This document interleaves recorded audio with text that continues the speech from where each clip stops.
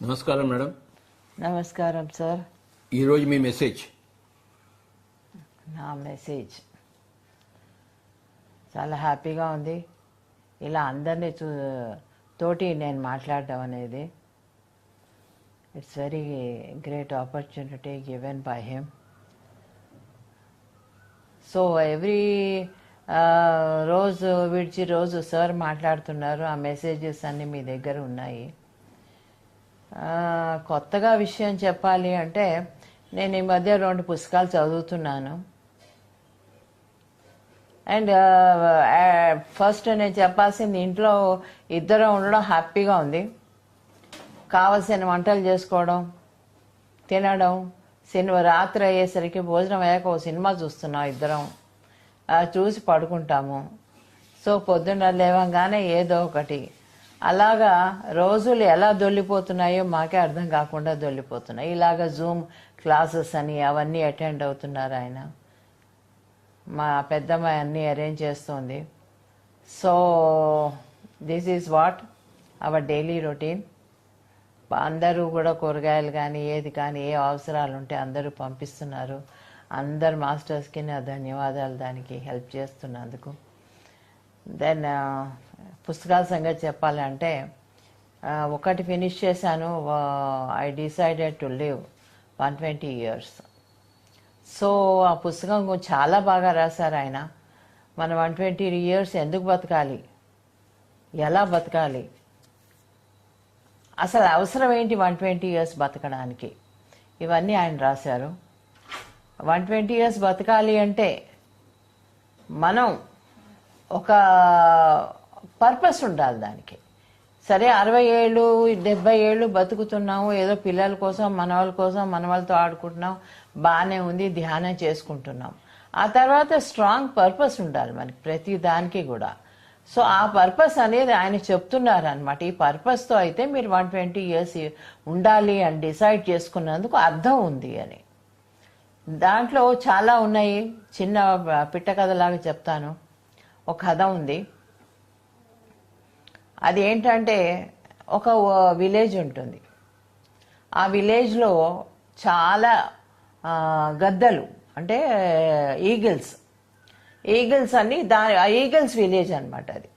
ఈగిల్స్కి మామూలుగా ఏంటి 40 ఏళ్ళు వాటి లైఫ్ స్పాన్.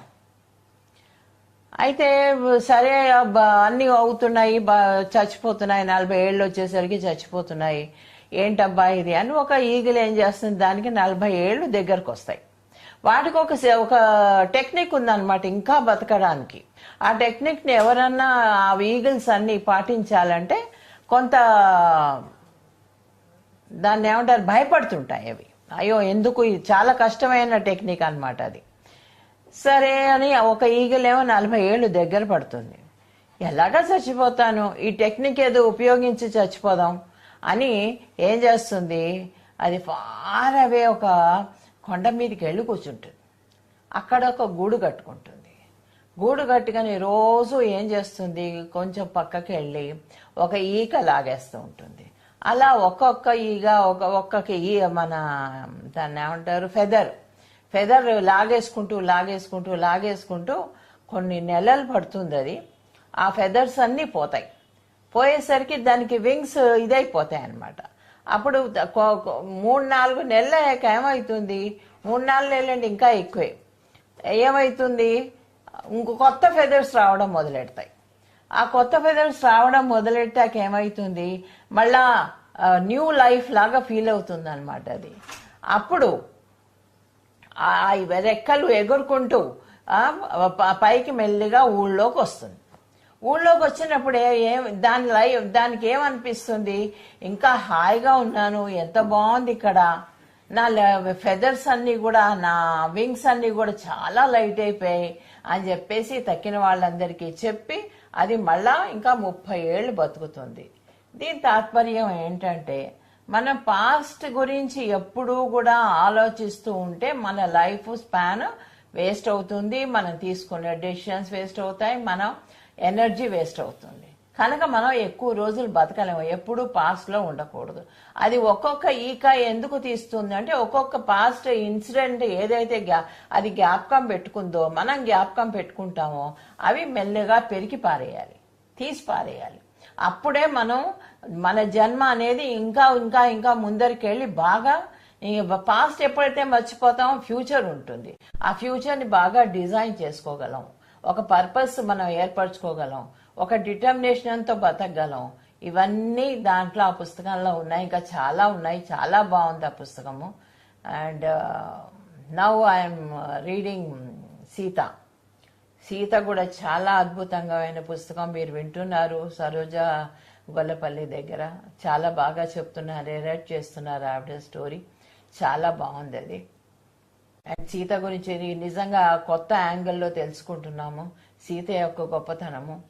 ఆవిడ ఎంత గొప్పగా నేచర్ని దగ్గర తీసుకుంది, ఆ నేచర్తో మమేకం అయిపోయింది. ఇవన్నీ కూడా ఆవిడే నేచర్, ఇంకా నేచర్లో మమేకం అవ్వడం అక్కర్లేదు, ఆవిడే నేచర్. సో ప్రతిదీ కూడా ఎక్కడ ఏం జరుగుతున్నా, ఏ పక్షి ఎక్కడ బాధపడుతున్నా కూడా ఆవిడ వెంటనే తెలుసుకుంటుంది. అది తెలుసుకోవడం అంటే మూడో కన్నుతో అక్కర్లేదు దానికి, ఆవిడ ఫీల్ అవుతుంది అనమాట లోపల. ఆ ఫీలింగ్ తోటి ఎక్కడైతే జరుగుతుందో అక్కడికి వెంటనే పరిగెత్తి వెళ్ళి అది అక్కడ జంతువునో పక్షినో హీల్ చేసి, ఎక్కడ ఏ మూలికలు ఉన్నాయో తీసుకొచ్చి ఎవరికేం జబ్బు కావాలన్న నయం చేస్తూ, అలాగా సీత మెల్లిగా ఇక్కడికి వస్తుంది. అక్కడ దాకా చదివాను, చాలా బాగుంది. అసలు వదలబుద్ధి కావట్లేదు, ఒక పేజ్ చదివితే ఇంకో పేజ్ చదువుదాం అనే ఫీలింగ్తో అనిపిస్తుంది, ఆతృతగా ఉంది. So this is what today I want to share with you. And everybody పాస్ట్ని మర్చిపోండి, ఫ్యూచర్ని పెట్టుకోండి, అప్పుడు ప్రెజెంట్లో బాగా ఉంటాం. మనం ప్రెజెంట్లో బాగా ఉండాలంటే పాస్ట్ని మర్చిపోయి తీరాలి, no option. This is what I want to tell you today. Thank you. కొన్ని ప్రశ్నలు అడగచ్చు సార్? అడుగు, కానీ నేను ఆన్సర్ చేయగలిగినవి అడగాలి.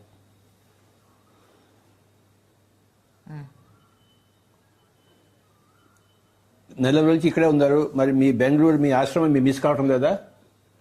బెంగళూరు ఆశ్రమం అని కాదు, నేచర్ని మిస్ అవుతున్నా. ఆ నేచర్లో ఉండడం అనేది నాకు చాలా ఇష్టం.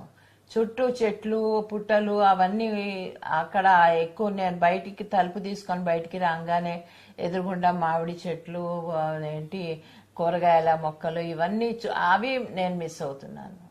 అందుకని బెంగళూరు కావాలి అని అనిపిస్తుంది, అంతే. ఇదే కడతాలేనా ఓకే నాకు. ఈ 30 సంవత్సరాల పిఎస్ఎస్ఎం గురించి చెప్పండి. 30 సంవత్సరాల పిఎస్ఎస్ఎం నిజంగా చాలా అద్భుతంగా, అందరు మాస్టర్స్ కోఆపరేషన్ తోటి ఇంత పైకి వచ్చింది. పత్రికారు ప్రతిరోజు తిరగడం ఏంటో కానీ, ఆయన ఓపిక ఏంటో కానీ, గంటల కొద్దీ ప్రయాణాలు చేయడం, అక్కడికి వెళ్ళి మళ్ళా క్లాసులు తీసుకోవడం అనేది ఆయనకి. ఈరోజు 1 గంటలో పడుకున్నా కూడా నిమిషాల్లో లేపాలంటే నాకు మనసు ఒప్పేది కాదు. ఒక్కొక్కసారి ఆయన తిట్టేవారు, ఎందుకు లేపలేదని, క్లాస్ ఉంది కదా అని. కానీ నాకు క్లాస్ ఉన్నా కూడా ఆయన నిద్ర ముఖ్యం అనిపించేది ఆ టైంకి. కానీ అది నా తప్పే అయ్యుండొచ్చు. సో చాలా బాగా అందరూ పనిచేశారు, అందరూ కోఆపరేట్ చేశారు. ప్రతి ఒక్కరూ వాళ్ళ యొక్క పరిధిలో 100% పెట్టారు. కాబట్టి పిఎస్ఎస్ఎం మూమెంట్ ఇప్పుడు ఇంత విస్తారంగా ఇది ఉంది. మనకు కావాల్సిన ఛానల్ కూడా రావడానికి కారణం మనం పనిచేయడం వరకే. ఎప్పుడైతే మనం కష్టపడి పనిచేస్తామో మనకు అన్నీ వస్తాయి, మన చేతుల్లో ఉంటాయి. నీ చిన్నప్పుడు ఈ భవిష్యత్తు ఇలా ఉంటుందని ఊహించావా? అసలు ఊహించలేదు. ఏదో మా కుటుంబం వరకు పరమైపోయింది అంతే.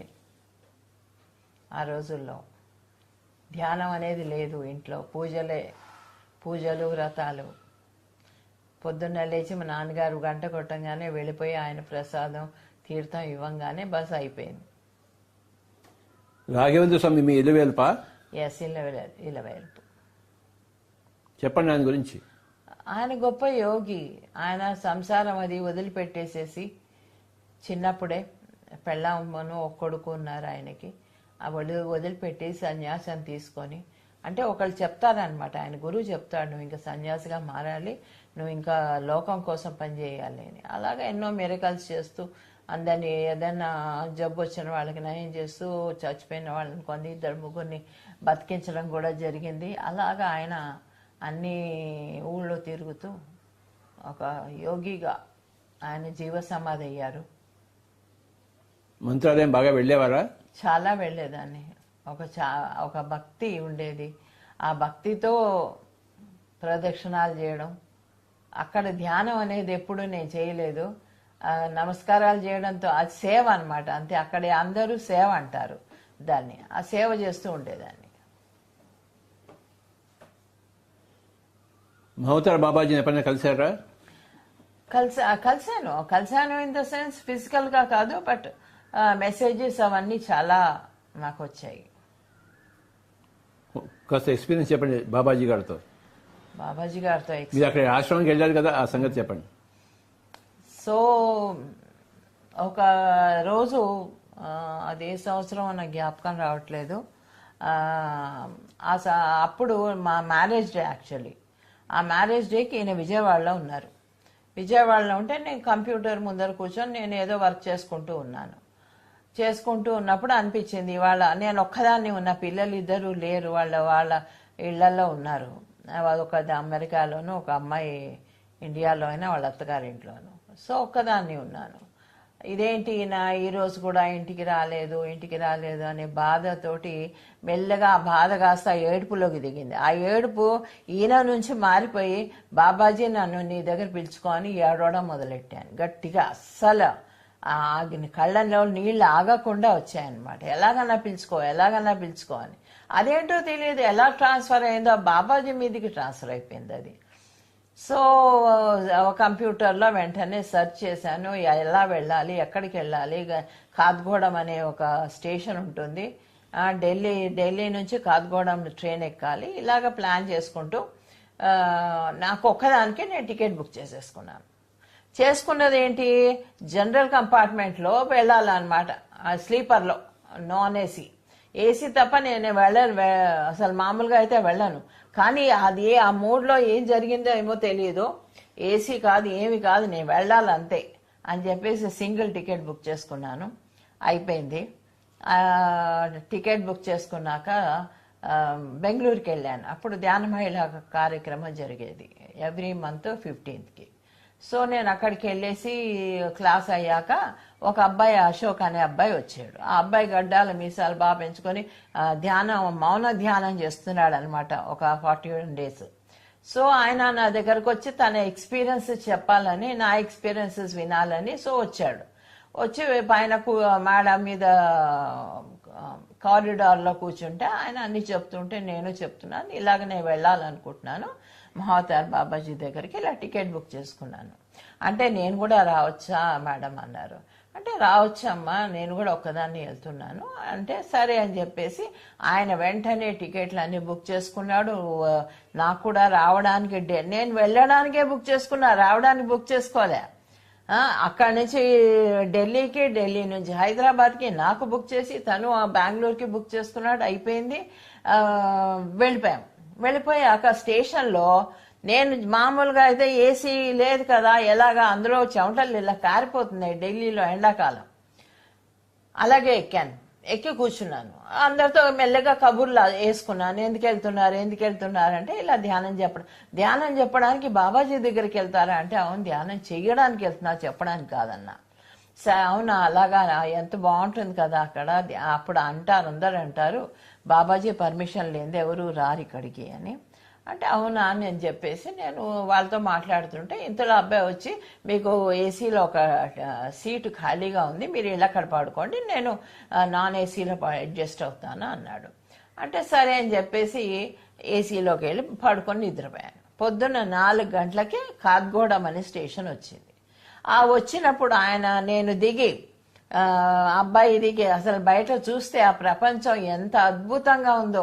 ఎందుకంటే చల్లటి గాలులు వీస్తున్నాయి. నాకు అది అంటే చాలా ఇష్టం యాక్చువల్లీ.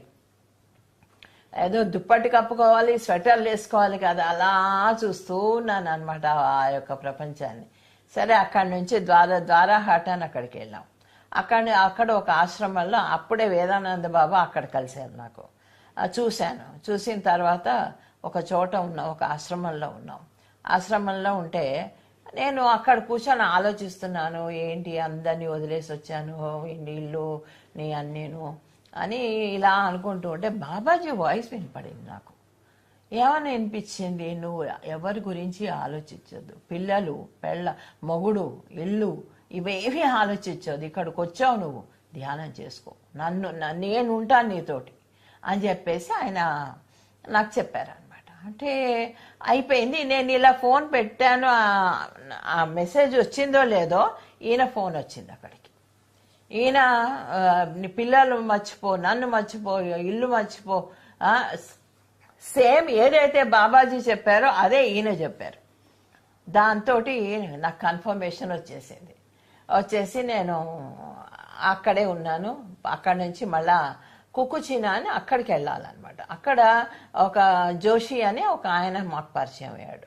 అక్కడ ఆయన చిన్న రూమ్స్ అవి ఉండేవి. నేను పైన ఒక రూమ్ ఉంది, అదేంటి వుడెన్తో కట్టిన ఆస్ట్రేలియన్ మాస్టర్ అంటే ఎవరో ఆయన కట్టించాడు.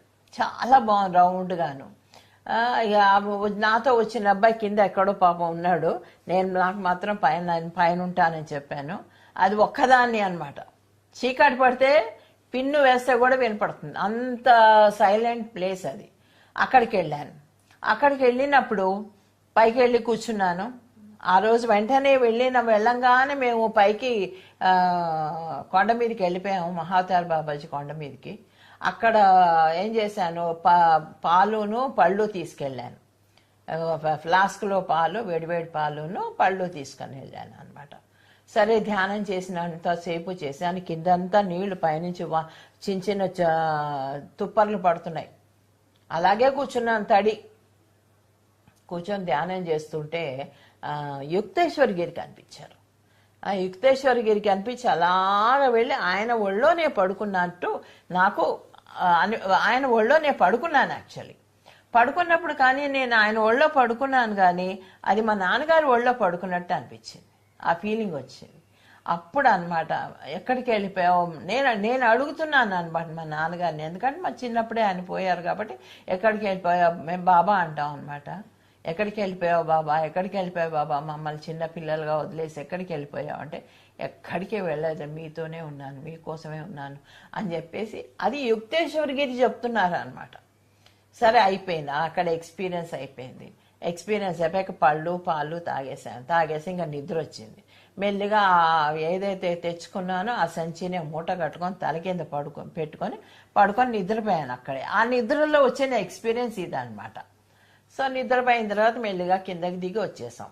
ఎంత అద్భుతంగా ఉందో, కిందంతా మబ్బులు, మాకేమీ కనపడలేదు కింద. మెల్లిగా దిగుతున్న కొద్దీ ఒక అడుగు వేస్తుంటే ఒక అడుగు కనిపిస్తోంది. అంత బాగుంది. సో కిందకు వచ్చి పైన అక్కడికి వెళ్ళిపోయాం. నేను అక్కడికి వెళ్ళిపోయాను. నేను పడుకొని నిద్రపోయాను. రూమ్లో రెండు మంచాలు ఉన్నాయి. ఒక మంచంలో నేను పడుకున్నాను. ఒక మంచం శుభ్రం చేసి పెట్టి ఒక పువ్వు తెచ్చి దాని మీద పెట్టి, ఇక్కడ బాబా ఉన్నారు, మహావతార్ బాబా ఇక్కడ పడి ఉంటారు నాతోటి అని చెప్పేసి ఆయనకి పువ్వు పెట్టేసి రోజు పొద్దున్న ఆయన కాఫీ తెచ్చిచ్చేవారు, చాయ్ తెచ్చిచ్చేవాడు ఆయన జోషి.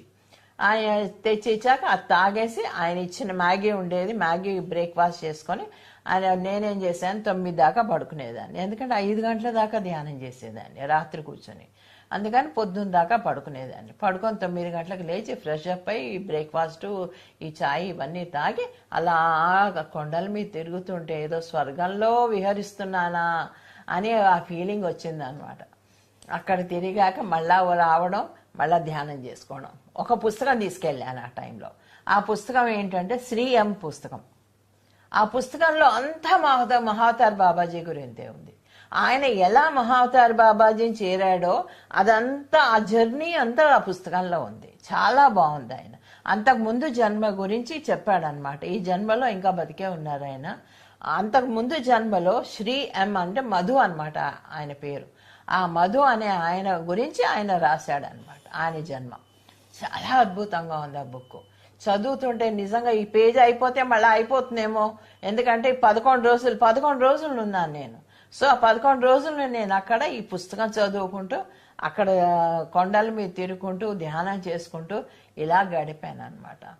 సో వచ్చేటప్పుడు మళ్ళా నేను ఆ అబ్బాయి నేను చెప్పావు నేను ఇక్కడే ఉంటానమ్మా అన్నారు. అంటే ఉండవు నీ ఇష్టం, కానీ నాకు ఢిల్లీ దాకా దింపేసి అక్కడ ఫ్లైట్ ఎక్కిచ్చాక నీ ఇష్టం నువ్వు మళ్ళీ వెనక్కి వెళ్ళిపో అంటే, అప్పుడు ఆ అబ్బాయి ఏం చేశాడంటే నన్ను ఢిల్లీ దాకా దింపేసి నా ఫ్లైట్ ఎక్కిచ్చేసేసి ఆ అబ్బాయి మళ్ళీ వెనక్కి వెళ్ళిపోయి ఇంకా 15-20 రోజులు అక్కడే ఉన్నాడు. సో అలా నా ప్రయాణం బాబాజీతో జరిగింది. Wow. So many days you were there? Yes.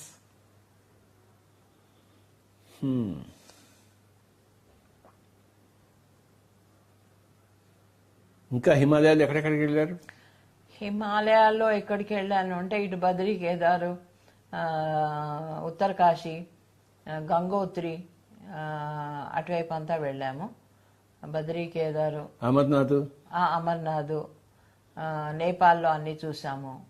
Amarnath trip గురించి కాస్త చెప్తారా? అమర్నాథ్ ట్రిప్ గురించి చెప్పాలంటే నిజంగా నవకాంత్ కూడా వచ్చాడు అమర్నాథ్కి. చాలా బాగుండింది. 4 బస్సులు అనుకుంటాను కేశవరాజు గారు వేశారు. చాలా బాగుండింది. అక్కడ వెళ్ళాము. అక్కడ పైన అమర్నాథ్లో పైకి కొండెక్కాము. అక్కడ ఆక్సిజన్ తక్కువగా ఉండింది, చలి వణుగ్గా ఉండింది. ఆ రోజు హెలికాప్టర్ లేట్ అవ్వడం మూలాన మేము అక్కడే ఉండిపోవాల్సి వచ్చింది 1 నైట్. ఈయన నేను అందరం ఇంకా 30 మంది అందరం కలిసి అక్కడ ఒక టెంట్ ఇచ్చారు మిలిటరీ వాళ్ళు. ఆ టెంట్లో పడుకున్నాము. చలి వణుకు వస్తుంది. అసలు ఎలా పడుకున్నామో ఏమో తెలియదు. వాంతులు అన్నీ పట్టుకున్నాయి, ఎందుకంటే ఆక్సిజన్ తక్కువ అయిపోయి. మన్నాడు పొద్దున అక్కడి నుంచి బయలుదేరి కిందికి వచ్చాము. చాలా బాగుండింది ఆ మిలిటరీ వాళ్ళతోటి వాతాకాని వేసుకోవడము. వాళ్ళు పడే కష్టాలు, ఎందుకమ్మా మీరు ఇక్కడ ఉండిపోయారు, మీరు ఎలా ఉన్నారు, ఎందుకు వచ్చారు ఇక్కడికి, లేట్ అయిపోతుందో తెలియదా? అది హెలికాప్టర్లో వెళ్ళేటప్పుడు నాకు అనిపించింది పుష్పక విమానం మీద వెళ్తుంటే ఎలా ఉంటుంది, కొండల మధ్యలోంచి మంచు కొండల మధ్యలోంచి ఆ ఫీలింగ్ వచ్చింది నాకు. చాలా అద్భుతంగా ఉంది అమర్నాథ్ యాత్ర. మానసరోవరం వెళ్ళారు కదా? ఆ మానసరోవర్ కూడా వచ్చాను. మనం వెళ్ళాం కదా, చాలా బాగుండేది. బట్ చాలా హెక్టిక్గా అనిపించింది. 4 days కంప్లీట్గా ఆ వ్యాన్లో మానసరోవర్ చేరాలంటే అక్కడికి వెళ్ళాల్సి వచ్చేది. సో బాగుండింది. అక్కడ రాత్రి అయ్యేసరికి 10 o'clock అనుకుంటాను. 10 o'clock నుంచి ఒక లైట్ మానసరోవర్ దగ్గర నుంచి కింద అడుగు నుంచి పైకి వచ్చేది. ఇంతే, ఫస్ట్ ఇంతే ఉంది ఆ లైట్. ఆ తర్వాత ఇంత ఇంత ఇంత 3వ రోజుకి ఇంత పెద్దది అయిపోయింది. ఆ లైట్ ఏం చేసేది, ఇలా పైకి రావడం, చుట్టూ తిరగడం, ఆ మానస సరోవర్ చుట్టూ, మళ్ళీ పైకి వెళ్ళడం, కిందకి రావడం, ఒక ఆడుకునేది 2 గంటల దాకా, 10 నుంచి 2 గంటల దాకా. ఆ 2 గంటలకు అది కనపడేది కాదు. నేను చూస్తూ ఉండేది. ఒక్కోసారి ఫాస్ట్గా దగ్గరికి వచ్చేసేది, భయమేసి టెంట్ జిప్ వేసేసేది లోపలికి ఎక్కడ వస్తుందో అని. సో అలాగే ఈయన కూడా చూపించాను, చూశారు ఆయన కూడా. సో అందరూ చూశారు, నేనే కాదు అందరూ చూశారు ఆ ట్రిప్లో. చాలా బాగుండింది మానస సరోవర్. బట్ చాలా హెక్టిక్ అనిపించింది, ఎందుకంటే ఆక్సిజన్ లేకపోవడం వల్ల వాంతులు, మోషన్స్ ఇవన్నీ పట్టుకొని కొంచెం బాధేసింది. బట్ ఓకే, వెన్ మానస సరోవర్ దగ్గరికి వెళ్ళాక ఆ నీళ్ళలో నీళ్లు పోసుకుంటుంటే, చల్లటి నీళ్ళు, ఐస్ నీళ్ళు కదా అవి, బాగుండింది.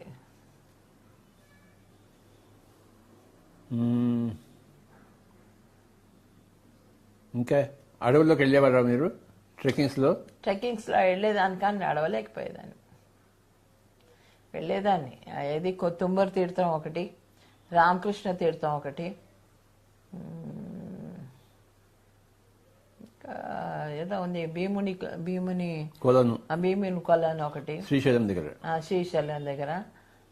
తర్వాత ఏదో బండ, అదేం బండ, అన్నదమ్ముల బండ తిరుపతి. అక్కడ అసలు ఎలా దిగామంటే, అది రాక్ ఉంది, రాక్ నుంచి స్ట్రైట్ గా దిగి కిందకి దిగాలన్నమాట. మెట్లు గిట్లు అలాంటివి ఏమీ లేవు, తాళ్ళు కట్టుకొని దిగేవాళ్ళం. ఎలా దిగామో నాకే తెలియదు. పాపం మా ప్రతాప్ రెడ్డి బాగా హెల్ప్ చేశాడు. ఆ పట్టుకొని నన్ను బండిరాము, ప్రతాప్ రెడ్డి ఇద్దరు వాళ్ళ భుజాల మీద నా కాళ్ళు పెట్టమనేవారు. పెట్టి మెల్లిగా అలా దిగాను. ఎలా మళ్ళా అమ్మో రేపు పైకి ఎక్కాలి. ఆ రోజంతా ఏంటి తిండి పొండి లేదు, రేపు పొద్దున పైకి ఎక్కాలి. ఇదే ఉండేదన్నమాట మనసులో అంతా భయం. అబ్బాయి ఇదంతా ఎక్కాలి కదా, మళ్ళా ఎక్కాలి కదా అని. అలాగా బాగా జరిగింది. ప్రతాప్ రెడ్డి కూడా ఇక్కడే ఉంది మేడం, ఇంకా 2 అడుగులు ఎగో అక్కడ కనపడేదే అనుకుంటూ చాలా దూరం తీసుకెళ్ళిపోయేవాడు. మభ్యపెట్టింది నన్ను. అంటే ఇక్కడే ఉందంటే నడుస్తానని, ఎంతో దూరం ఉందంటే కొంచెం కూర్చుంటాను కదా. అది అడవిలో తిరుగుతుంటే ఏమనిపించేది హాయిగా ఉండేది. ఆ నేచర్లో చాలా బాగుండేది. తుంబూరు తీర్థంలో రాత్రి అలా పడుకోవడము. అక్కడ ఒక స్వామీజీ ఉండేవాడు గుహలో. ఆ గుహలో పడుకున్నాం ఒక రోజైతే. మన్నాడు బయటే పడుకున్నాం దాని దగ్గర, మంట దగ్గర. చాలా బాగుండేది. నాకు బేసికల్లీ అసలు అడవిలో ఉండడం అంటేనే ఇష్టం. కుదిరేముక్కలు రావడం జరిగిందా? కుదిరేముక్కు కూడా వచ్చాను. అదేలా ఉంది అది? అది చాలా చలి బాగుంది. ఆ కొండలు, ఆ యొక్క గ్రీనరీ అద్భుతం. అద్భుతం అంటే అద్భుతం. How could you claim the whole hill? ఎక్కాను, అందరూ ఎక్కుతున్నా, నేను ఎక్కాను. దాన్ని ఏమంటారు, జలగలు. అందరినీ జలగలు పట్టుకున్నాయి. చాలా బాగుండింది. It was good.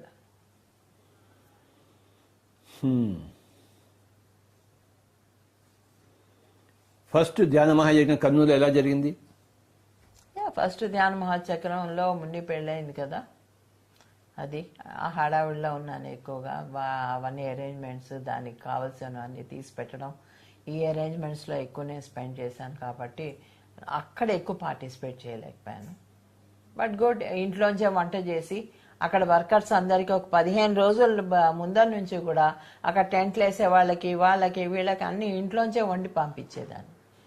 ఒక ఆటో వచ్చేది, ఆటోలో అన్ని గిన్నెలు అన్నీ పెట్టి పంపిస్తే వాళ్ళు భోంచేసేవారు అక్కడ. అలాగా అందరికీ చేసి పెట్టడం అనేది బాగా అలవాటైపోయింది. ఎవరు వచ్చినా సరే భోజనాలు పెట్టడం, భోజనం చేయకుండా పంపకపోవడం అనేది ఇంట్లో ఆనవాయితీ అయిపోయింది. ఇప్పుడు సీతమ్మ వారి పుస్తకం చదువుతుంటే అదే అనిపించింది. నిజంగా అన్నదానం చేయడం, వచ్చిన వాళ్ళకి అన్నం పెట్టడం అనేది ఎంత అద్భుతమైన ఫీలింగ్గా అనిపించేది. ఆ భోజనంలో ఎంత ఎనర్జీ ఉంది మనం పెట్టే భోజనంలో అనిపించింది. అంటే ఏదో వాళ్ళ కడుపు నిండుతుందని కాదు, దాంట్లో ఒక విధమైన దాన్ని ఏమంటే వైబ్రేషన్స్తో నింపి పంపిస్తాం అన్నమాట. గురువులు ఎప్పుడు అలాగే చేస్తారు. ఆయన అదే చేస్తారు. అందుకే ఇంతమంది వచ్చేసారు.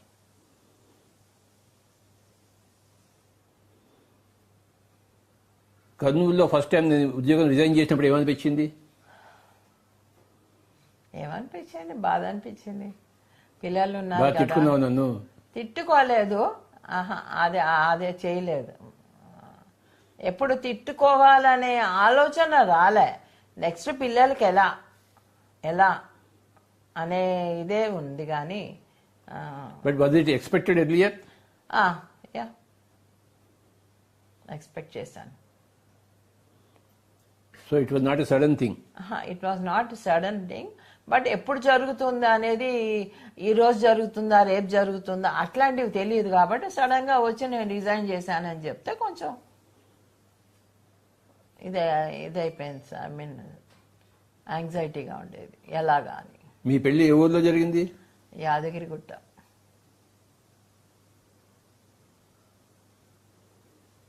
మన పెళ్లి. అవునా? బీవీ రెడ్డి గారి గురించి చెప్పండి. బీవీ రెడ్డి గారి గురించి చెప్పాలంటే మంచి మనిషి. ఆ రోజుల్లో ఆ స్థలం ఇచ్చి, స్థలము దగ్గర పిరమిడ్ కట్టడానికి సహాయం చేయడం అనేది గొప్ప విషయం. ఎందుకంటే ఆ రోజుల్లో ఎవరు అసలు లేరు, లెక్క పెట్టాలి మనుషుల్ని. అంతమంది ఉండేవారు ధ్యానం అంటే ఓ గుప్పడి మనిషి, గుప్పడి మంది అంతే. ఆ గుప్పడి మనుషులతోనే ఆయన నమ్మి ఈయనని నమ్మి పిరమిడ్ కట్టారంటే గొప్ప విషయం. వాళ్ళ ఆవిడ కూడా వచ్చిపోతూ ఉండేది. She is a good friend of mind. Yes.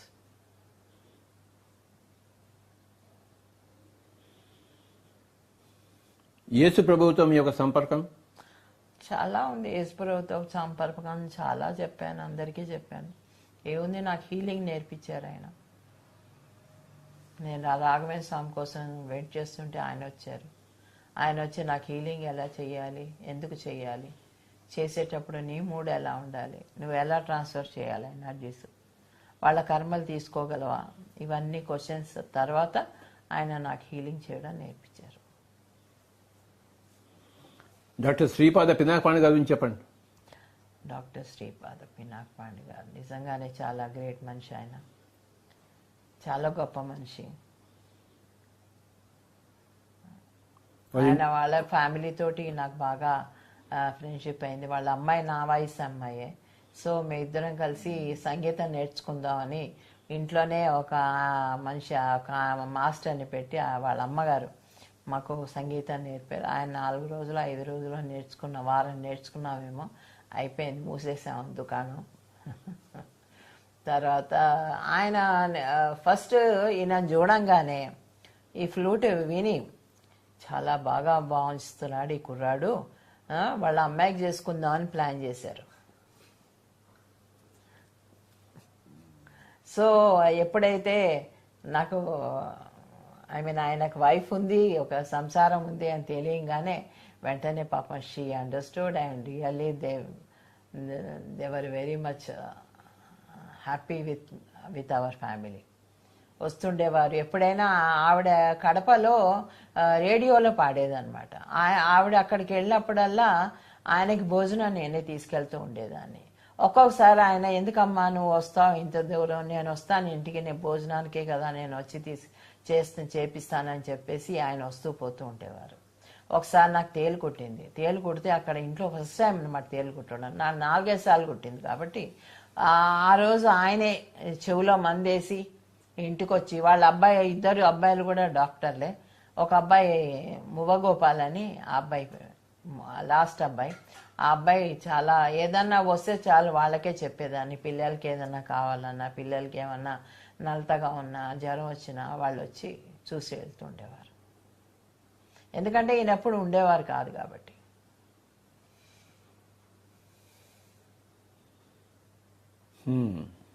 Okay, now you take it. Thank you Baba. Thank you.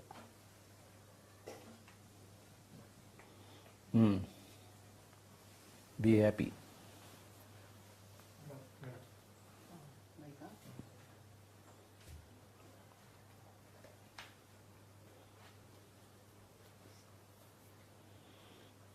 అయ్యా,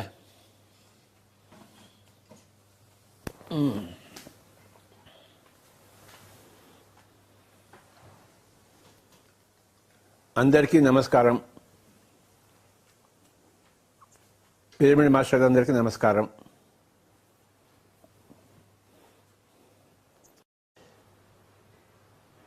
ఈరోజు ఇంకొక కాన్సెప్ట్ గురించి మనం మాట్లాడుకుందాం. దాని పేరు బ్రేక్ ద రొటీన్.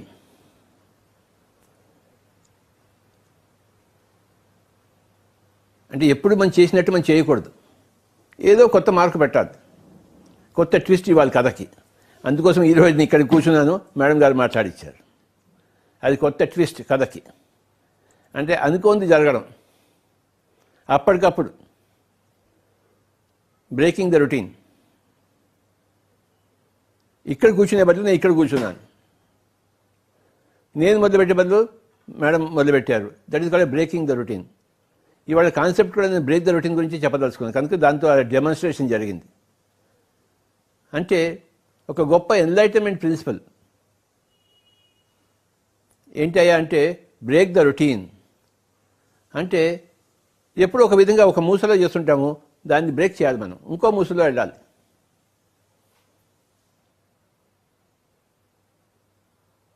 రోజు వర్షానికి గొడుగు పట్టుకుని వెళ్తున్నాం అనుకోండి, ఒకరోజు ఏం చేయాలి, గొడుగు లేకుండా వర్షంలో వెళ్ళిపోవాలి, వర్షంతో తడవాలి.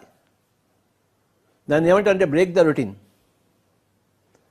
అప్పుడు నీ ఆత్మ పురోగతి బాగా ఉంటుంది. అప్పటిదాకా వర్షం రంగానే గొడుగు పట్టుకుంటున్నావు, లేదా ఎండ రంగానే గొడుగు పట్టుకుంటున్నావు, అలవాటు అయిపోయింది గొడుగు పట్టుకోవడం. కానీ ఏం చేయాలి, ఎంత ఎండ ఉన్నా వెళ్ళాలి, గొడుగు లేకుండా వెళ్ళాలి, ఎంత వర్షం ఉన్నా గొడుగు లేకుండా వెళ్ళాలి.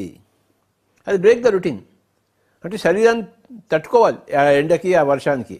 ఎండకి ఎండాలి, వర్షానికి తడవాలి. అంటే రోజు చేసినట్టు ఇవాళ చేయకూడదు. ప్రతి మనిషి ఈ బ్రేక్ ద రొటీన్ అనే ఒక వ్రతం పెట్టుకోవాలి. ఏదో విధంగా బ్రేక్ ద రొటీన్ చేయాలి. చేసిందే చేయకూడదు, చేయంది చేయాలి.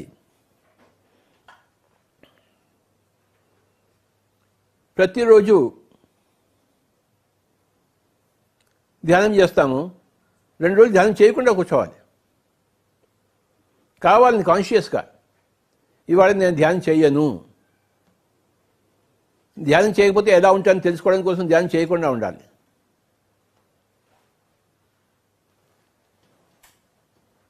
ఏదైతే మనం చేయమో దాని వాల్యూ అప్పుడు దానికి బాగా తెలుస్తుంది మనకి. ధ్యానం 2 రోజులు చేయకుండా ఉండండి, తల తిక్కగా ఉంటుంది, అప్పుడు ఆ అనుభవం వస్తుంది. కానీ మళ్ళీ ధ్యానం చేయడానికి బాగుంటుంది. అది ధ్యానం చేయనప్పుడు ధ్యానం యొక్క వాల్యూ బాగా తెలుస్తుంది మనకి. ఆ ధ్యానం యొక్క వాల్యూ బాగా తెలిసినప్పుడు ధ్యానం చేసినప్పుడు ఇంకా బాగా చేస్తాం.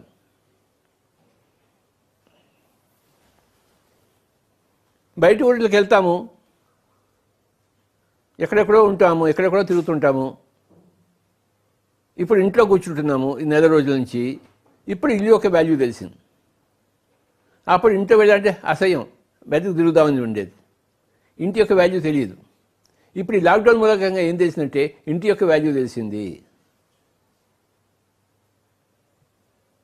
బయటికి తిరుగుతున్నప్పుడు తెలుస్తుంది మనకి ఇంటి యొక్క వాల్యూ. మళ్ళీ ఇంట్లో వచ్చినప్పుడు ఈ ఇంటిని బాగా ఎంజాయ్ చేస్తాం మనం. ఇన్ని సంవత్సరాలు, 30 సంవత్సరాల నుంచి నేను తిరుగుతూనే ఉన్నాను, చిన్నప్పటి నుంచి తిరుగుతూనే ఉన్నాను నేను. ఇప్పుడు నాకు ఇక్కడ ఒక 4 రోజుల నుంచి ఇగో ఇక్కడే కూర్చున్నాను. ఈ ఇంటి నుంచి బయట రోడ్డు మీద వెళ్ళలేదు. 4 రోజులు అయిపోయింది. ఇది బ్రేక్ ద రొటీన్. లాక్డౌన్ అన్నది ప్రపంచానికంతా ఒక బ్రేక్ ద రొటీన్. ఎంత గొప్ప బ్రేక్ ద రొటీన్ అని చెప్పనవి కాదు. సగం ప్రపంచం ఇప్పుడంతా ఇళ్లలో ఉంది, రోడ్డు మీద ఎవరు లేడు. సగం ప్రపంచం, ఒక 3.5 బిలియన్ పీపుల్ అందరూ ఇళ్లలో ఉన్నారు ఇప్పుడు, రైట్ నౌ. అంటే ఎంతో గొప్ప మార్పు ఇది. ఇప్పుడు కాదు, 4 రోజులు అయిపోయింది. అందరూ ఒక్కొక్కరు 2-3 నెలలు కూడా ఉన్నారు ఇప్పుడు ఇంట్లో. ఇంకా ఎన్ని రోజులు ఉంటాయో తెలియదు. ఈ బ్రేక్ ద రొటీన్ లాగా ఉండడం వలన ఆత్మ పురోగతి ఎంతో ఉంటుంది. రోజు భోంచేస్తున్నాము, ప్రతిరోజు భోంచేయక్కర్లేదు. You can break the routine. That is fasting. ఉపవాసం అంటే ఎందుకు చేస్తామంటే బ్రేక్ ద రొటీన్. దానివల్ల ఆత్మ పురోగతి ఎక్కువగా ఉంటుంది. అలాగే మౌనంగా ఉండడం. ఒక సంవత్సరం అంతా నేను 1996 అనుకుంటాను, 95 96 ఒక సంవత్సరం అంతా మౌనంలో ఉన్నాను. 2 సార్లు మాట్లాడాను మీటింగ్స్లో. లేకపోతే సంవత్సరం అంతా మౌనంగా ఉన్నాను. అప్పుడంతా అడిగేవారు నన్ను, మీరే మౌనంగా ఉంటే ఎవరు చెప్తారు స్వామీజీ ధ్యానంకి, ఈ మూమెంట్ ఆగిపోతుంది కదా అని చెప్పారు. అది నాకు తెలీదు. నాకు ఇప్పుడు ఎనర్జీ కావాలి. ఈ సంపాదించుకున్న ఎనర్జీతో భవిష్యత్తులో ఎన్ని కార్యక్రమాలు చేస్తామో నాకే తెలీదు. అంటే ఒక సంవత్సరం మౌనంగా ఉండడం వలన ఇన్ని సంవత్సరాలు నేను పనిచేయగలిగాను. అంటే అంత ఎనర్జీ వచ్చింది నాకు. గాంధీజీ ఒకరోజు మౌనంగా ఉండేవారు, ఆయన వారం అంతా సరిపోయేది ఎనర్జీకి. నేను ఒక సంవత్సరం అంతా మౌనంగా ఉన్నాను, ఈ 30 సంవత్సరాలు నాకు ఎనర్జీ వచ్చేసింది. Break the routine. అలాగే 96, 97లో నేను ఉట్టి సూప్ మాటగా తాగేవాడిని. వెజిటేబుల్ సూప్, ఒక క్యారెట్ సూపు, ఇంకా వెజిటేబుల్ సూప్ తాగేవాడిని అంతే. ఒక సంవత్సరం అంతా కేవలం జీడిపప్పు తిన్నాను. ఇంకో సంవత్సరం అంతా రొట్టెలే తిన్నాను, రైస్ తినలేదు. ఈ విధంగా ఎప్పుడు నేను చేస్తుండేవాడిని. అంతే బ్రేక్ ద రొటీన్. దీన్నే వ్రత మహిమ అంటారు. వ్రత మహిమ, వ్రతం అంటే ఒక రొటీన్. ఆ రొటీన్ బ్రేక్ చేయడం అనేది అది ఇంకొక వ్రతం. బౌలింగ్ వేస్తున్నాం అనుకోండి రైట్ హ్యాండ్తో, లెఫ్ట్ హ్యాండ్తో కూడా బౌలింగ్ వేయడానికి ట్రై చేయాలి. నేను టేబుల్ టెన్నిస్ ఆడతాను, రైట్ హ్యాండ్తో ఆడతాను, లెఫ్ట్ హ్యాండ్తో కూడా ఆడతాను. బ్యాటింగ్ చేస్తాను, క్రికెట్ రైట్ హ్యాండ్ చేస్తాను, లెఫ్ట్ హ్యాండ్ కూడా చేస్తాను. Break the routine.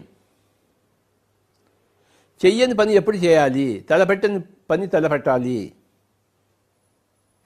రోజు ఇంటి నుంచి ఆఫీస్కి వెళ్తున్నాం అనుకోండి, ఒక రూట్లో వెళ్తాము. ఇవాళ ఒక రూట్లో వెళ్ళాము, రేపు ఇంకో రూట్లో వెళ్ళాలి. కొంచెం అటు ఇటు అయినా సరే అది బ్రేక్ ద రొటీన్ ప్రిన్సిపల్. అది చాలా ఎన్లైటన్మెంట్ ప్రిన్సిపల్. నీ మనసు ఎప్పుడు ఒకే గ్రూప్లో ఉండకూడదు, ఒకే మూసలో ఉండకూడదు. మనసుకి ఎప్పుడు పని పెడుతూ ఉండాలి. రకరకాల మూసల్లో వెళ్తూ ఉండాలి. అప్పుడు రకరకాల ఆలోచనలు వస్తాయి, రకరకాల అనుభవాలు వస్తాయి. ఒకటే మూసలో వెళ్తే ఒకటే ఆలోచన ఉంటుంది, ఒకటే అనుభవం వస్తుంది. రకరకాల మూసల్లో వెళ్ళాలి, రకరకాల అనుభవాలు కావాలి.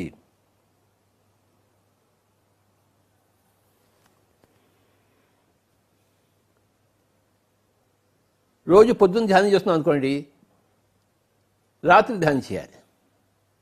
రాత్రి ధ్యానం చేస్తాం అనుకోండి, మానేసి పొద్దున్న ధ్యానం చేయాలి. ఇక్కడ ధ్యానం చేస్తాం అనుకోండి, అక్కడ పోయి ధ్యానం చేయాలి.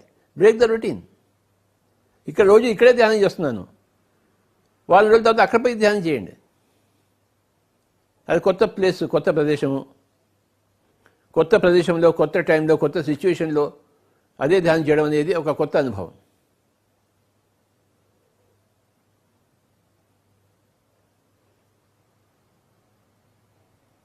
ప్రకృతిలోకి వెళ్ళడం, ట్రెక్కింగ్స్లోకి వెళ్ళేవాడు. ఇప్పటిదాకా మేడం చెప్పారు ఎన్నోసార్లు ప్రకృతికి వెళ్ళింది.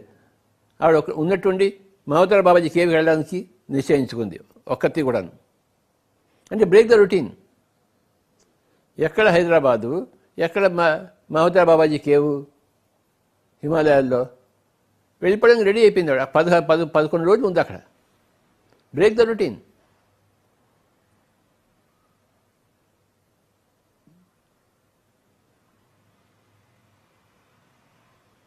నిన్న ఉన్నట్టు ఇవాళ ఉండకూడదు, ఇవాళ ఉన్నట్టు రేపు ఉండకూడదు. ఏదో ఒక మార్పు ఉండాలి ఎప్పుడు. ఆ మార్పును మనం క్రియేట్ చేయాలి, మనం సృష్టించాలి. మనం సృష్టికర్త. మన పరిస్థితులను ఎవరు సృష్టిస్తారు? మనమే సృష్టించుకోవాలి.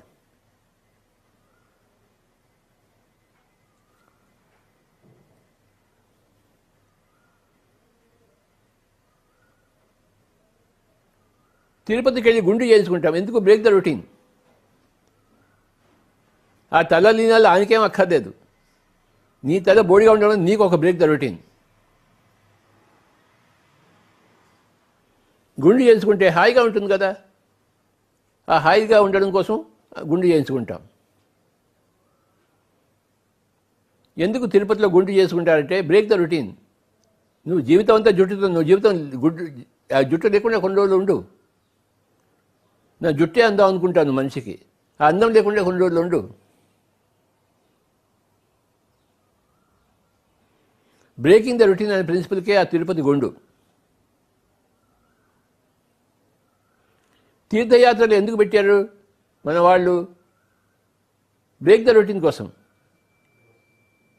నువ్వు సంవత్సరంతో ఇంట్లో ఉంటున్నావు కదా, కాశీకి పోయిరా, నడకలో పోయిరా.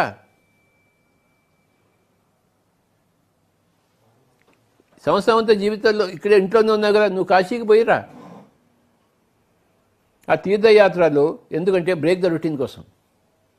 నువ్వు కొత్త వాళ్ళని కలుస్తావు, కొత్త ప్రదేశాలను చూస్తావు, మళ్ళీ తిరిగి ఇంటికి వస్తావు, కొత్త అనుభవాలతో వస్తావు, కొత్త ప్రగతితో వస్తావు, కొత్త ఉత్సాహంతో వస్తావు. కొత్త ఒక వింత, పాత ఒక రోత. కొత్తగా చేయడం అనేది వింత, చేసిందే చేయడం అనేది ఒక రోత.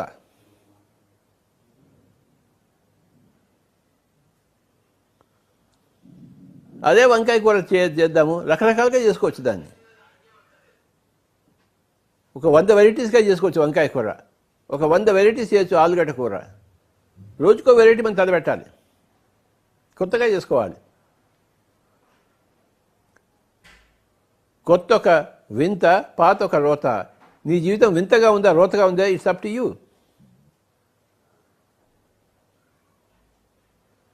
రోజుకో కొత్త పుస్తకం చదవాలి.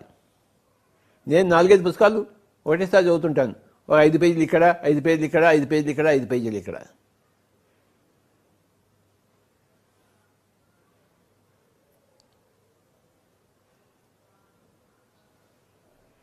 నేను రోజుకో ఊరికి ఉండేవాడిని. ఎంతమందితో మాట్లాడలేదు, అంతా బ్రేక్ ద రొటీన్. నాకు అది అలవాటైపోయింది, నరాల్లో ఎక్కిపోయింది బ్రేక్ ద రొటీన్ అన్నది.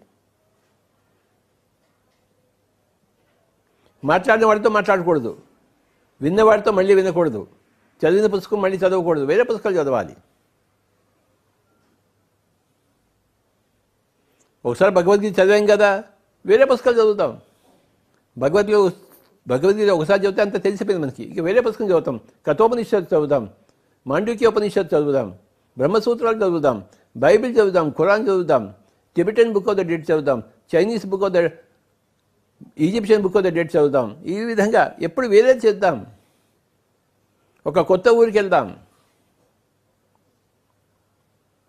తిరుపతికి వెళ్దాం, తిరుపతి ఒక పక్క ఊరికి వెళ్దాం, ఆ పక్క ఊరి యొక్క ఇంకో పక్క ఊరికి వెళ్దాం.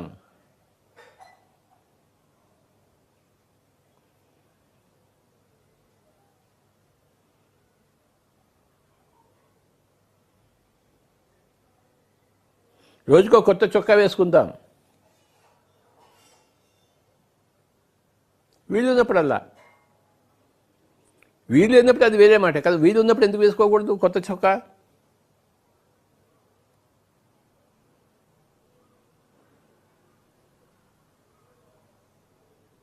ఈ లాక్డౌన్ పీరియడ్లో 3 సినిమాలు చూస్తున్నాను రోజుకి. ఒక హిందీ సినిమా, ఒక తెలుగు సినిమా, ఒక ఇంగ్లీష్ సినిమా. ఇన్ని సినిమాలు ఎప్పుడు నేను వరుసగా చూడలేదు. నెల రోజు చూస్తున్నాను. Break the routine. మళ్ళీ ఇలాంటి టైం దొరుకుతుందో దొరకదో, ఇప్పుడే చూసేసేయాలన్నీ. ఎప్పుడు ఏ పరిస్థితి వల్ల మనకి ఏది కొత్తగా చేయడానికి వీలుంటుందో ఆ పరిస్థితిని ఆ కొత్తగా చేయడం కోసం వినియోగించుకోవాలి. గుర్తుంచుకోవాలి, కొత్త ఒక వింత, పాత ఒక రోత. నీ వింత నువ్వే సృష్టించుకో,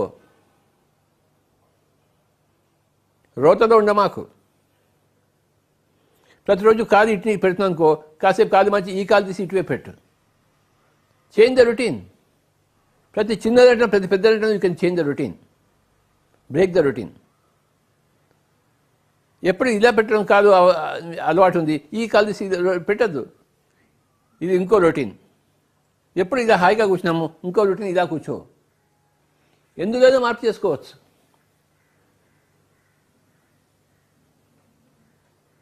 ఎప్పుడు నీకు రైట్ హ్యాండ్తో ఇలా చూపించడం వాటి ఇప్పుడు లెఫ్ట్ హ్యాండ్తో చూపించడం నేర్చుకో. You become more conscious when you are changing the routine. You become more aware. You become a conscious human being.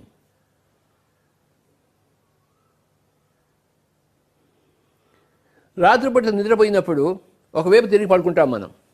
ఈసారి ఇవాళ ఇటువైపు తిరిగి పడుకో. ఒకరోజు అంతా వెల్లకిలా పడుకో, ఒకరోజు బోర్లా పడుకో. ఆ పడుకోవడంలో కూడా మార్పులు చేయి. ఒకరోజు మంచి మీద, ఒకరోజు కింద పడుకో. ఒకరోజు అంతా కుర్చీలోనే నిద్రపో. మార్పిడి చేయి. నీ మార్పులు నువ్వే చేసుకోవాలి, పక్కవాడు వచ్చి చేయడు. You create your own reality. నీ మార్పును ఎప్పటికప్పుడు నువ్వే సృష్టించుకోవాలి.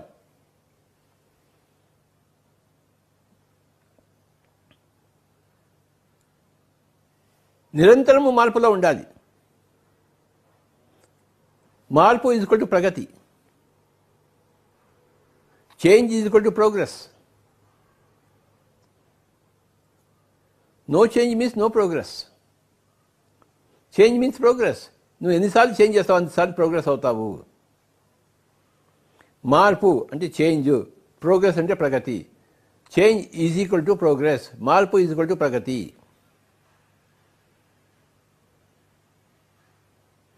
అదే మాంసం తింటున్నావు జీవితం అంతా. మాంసం తిన్నా మానేసేయి, శాకాహారంలో ఉండు, అది ఎంత బాగుంటుందో తెలుస్తుంది. అది ఆ మార్పు చేయకపోతే నీకేం తెలుస్తుంది దాని గురించి? నేను ఎందుకు ధ్యానం చేయాలని అడుగుతారు చాలామంది. మార్పు కోసం పోయి ఆలోచన లేకుండా ఉండడం నేర్చుకో. ఎంతసేపు ఆలోచనలు ఎందుకు సతమతం అవుతున్నావు? You can change your thinking pattern. మార్పు చేయి. ఆలోచించకుండా ఉండు ఒక గంట సేపు, మాట్లాడకుండా ఉండు ఒక గంట సేపు, కదలకుండా కూర్చో ఒక గంట సేపు. ఎందుకు నేను కదలకుండా కూర్చోవాలి? నేను రోజు డ్యాన్స్ చేస్తున్నాను కదా, రోజు డ్యాన్స్ చేస్తున్నావు చెయ్యి, కానీ రోజు కదలకుండా ఉండడం కూడా నేర్చుకో. Be still.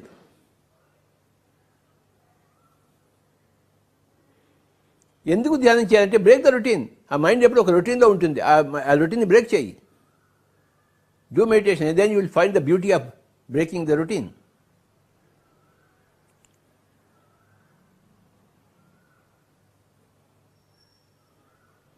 ఎప్పుడు నువ్వు చెట్లకు నీళ్ళు పోయలేదు, ఈసారి చెట్లకు నీళ్ళు పోయి ఎంత బాగుంటుందో తెలుస్తుంది. నేల తవ్వి ఒక విత్తనం పెట్టు, ఒక మొక్క పెట్టు, నాటు, దాన్ని చూసుకో, దాని బాగోగులు చూసుకో, ఎంత బాగుంటుందో జీవితం. డ్రైవింగ్ నేర్చుకో. ఒక కొత్త ఆట నేర్చుకో, కొత్త క్రికెట్ నేర్చుకో. స్పిన్ వేయడం రాదు, స్పిన్ వేయడం నేర్చుకో. Of spin, leg spin, googly, chess ఆడు. ఒక కొత్త కళ నేర్చుకో, ఒక కొత్త రాగం నేర్చుకో, ఒక కొత్త కీర్తన నేర్చుకో, ఒక కొత్త గమకం నేర్చుకో. ఎన్ని కొత్త విషయాలతో నింపుకోవచ్చు మన జీవితాన్ని. కొత్త ఒక వింత, పాత ఒక రోత.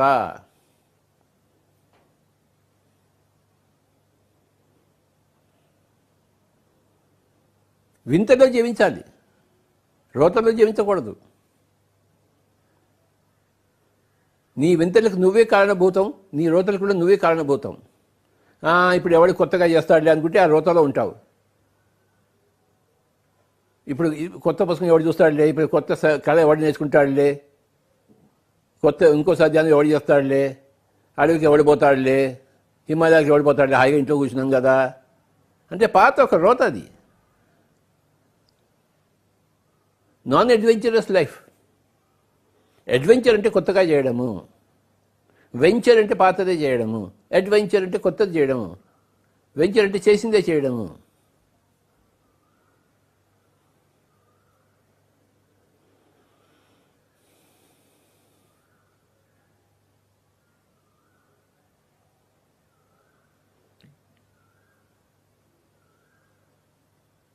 భగవద్గీత ఉంటుంది, కొన్ని కొత్త శ్లోకాలు బట్టి పట్టు.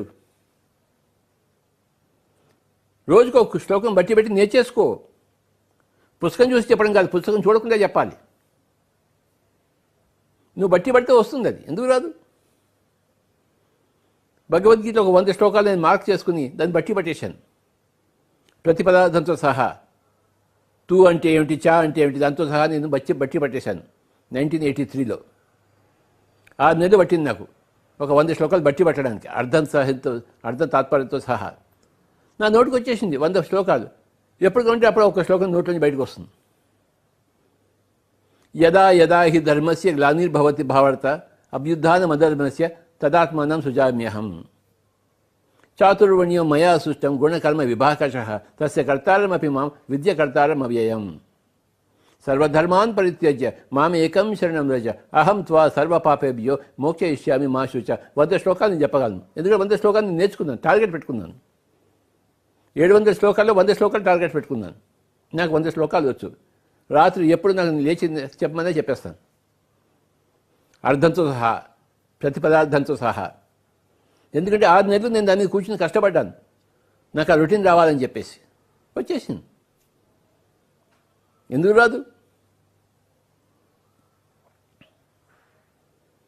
100 శ్లోకాలు నాకు హాయిగా వచ్చు. ఆ సందర్భాన్ని బట్టి ఏ క్లాస్లో ఏ శ్లోకం పెట్టాలో బయటకు వచ్చేస్తుంది. యో న హృష్యతి న ద్వేష్టి న శోచతి న కాంక్షతి శుభాశుభ పరిత్యాగి భక్తిమాన్య స మే ప్రియ. యో న హృష్యతి, దేనికి హర్షించడో, యోన శోచతి దేనికి ఎడవడో, యోన ద్వేష్టి దేన్ని ద్వేషించడో, యోన కాంక్షతి ఏది కోరుకోడో, యోన హృష్యతి యోన శోచతి యోన ద్వేష్టి యోన కాంక్షతి శుభాశుభ పరిత్యాగి శుభము లేదు అశుభం లేదు రెండు వదిలిపెట్టేసిన వాడు, భక్తిమాన్య తనలో తాను ఉన్నవాడు, స మే ప్రియ అలాంటి వాడు నాకు ప్రియుడు. స అంటే వాడు, మే అంటే నాకు, ప్రియుడు అంటే ప్రియుడు. ప్రతి పదంతో దాన్ని అర్థం చెప్పగలను 100 శ్లోకాలకి. అది టార్గెట్గా పెట్టుకున్నాను 1983లో.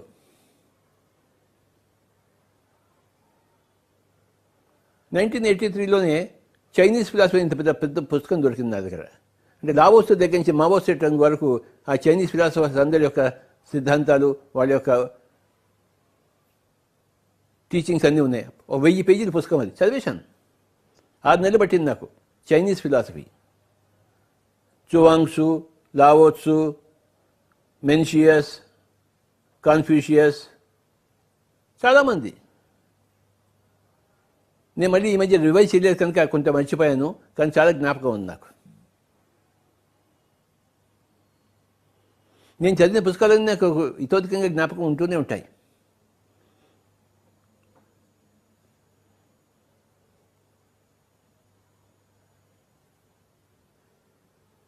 అందరూ భగవద్గీత ఎందుకు బట్టి పట్టరు?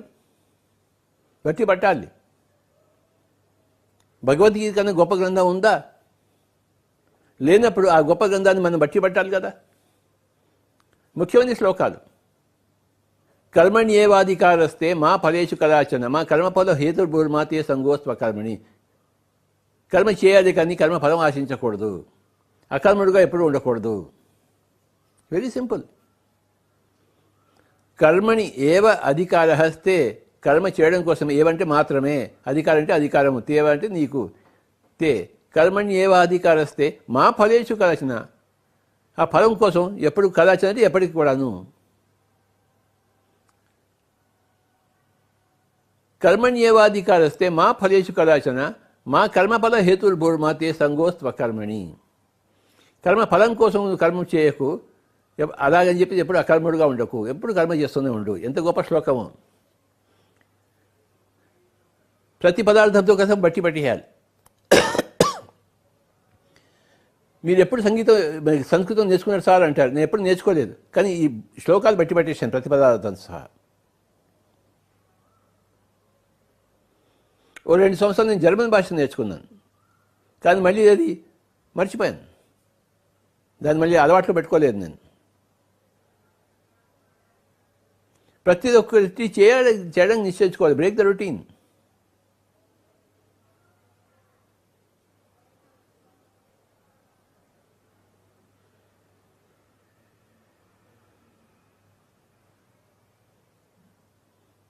గుడ్యో అనే గ్రేట్ మాస్టర్, ఆయన గొప్ప మాస్టర్ బ్రేక్ ద రొటీన్లో. అందరినీ డ్యాన్స్ చేయమనేవాడు. సరిగ్గా డ్యాన్స్ మధ్యలో స్టాప్ అనేవాడు. అందరూ ఎక్కడ ఉన్నవాడు అలానే ఆపాలి. అక్కడ గంట సేపు ఉంచేవాడు. డ్యాన్స్ చేస్తూ స్టాప్ అనేవాడు. వాడు ఏ డ్యాన్స్లో ఏ పొజిషన్లో ఉన్నారో వాడు అక్కడ స్టాప్ అయిపోవాడు. చిన్నప్పుడు మనం ఆడుకున్నాం స్టాప్ అనే గేమ్ అని. అందరూ ఎక్కడ వాళ్ళు అక్కడ స్టాప్. అది బ్రేక్ ద రొటీన్ ప్రిన్సిపల్. అది అమెరికాలో మీటింగ్ ఉంది, అందరూ వెళ్ళాలి అని చెప్పేవాడు గుడ్జేవ్. పొలవమని అందరూ టికెట్ అన్ని బుక్ చేసుకుని యూరోప్ నుంచి అమెరికాకి వెళ్ళారు. అందరు మీటింగ్ అంతా ఉంటుంది. అందరూ ఒక 1000 మంది చేరుతారు. ఆయన స్టేజ్ మీద ఎక్కి మీటింగ్ క్యాన్సిల్ అంటారు. వాళ్ళకి ఈ గురువు గారిని తిట్టుకోవాలో తెలియదు, కొట్టాలో తెలియదు. కొట్టడానికి కూడా వచ్చారు కొంతమంది. మేము మా పనులన్నీ మానేసి ఇక్కడికి వస్తే ఇక్కడ మీటింగ్ క్యాన్సిల్ అంటారు, నువ్వు ఏదో చెప్తావని మేము వస్తాయని చెప్పి మీటింగ్ క్యాన్సిల్డ్. చూశారా?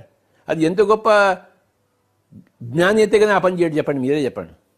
ఆ గుడ్జేవ్ ఎంత గొప్ప జ్ఞానం చెప్పనలివి కాదు. ఆడుకుంటాడు అందరితో ఆయన.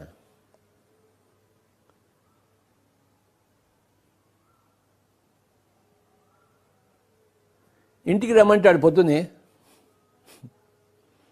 వాడు 6 గంటలు రా అంటాడు. వాడు పొద్దున్న రాత్రంతా ఆలోచించి పొద్దున్న 6 గంటలకు వస్తాడు, 6 కిలోమీటర్లు నడుచుకుంటూ. ఈయన పడుకుని నిద్రపోతాడు, రాత్రి వరకు లేవాడు ఈయన. వాడు చచ్చినట్టు వెయిట్ చేసి మళ్ళీ వెళ్ళిపోవాల్సిందే.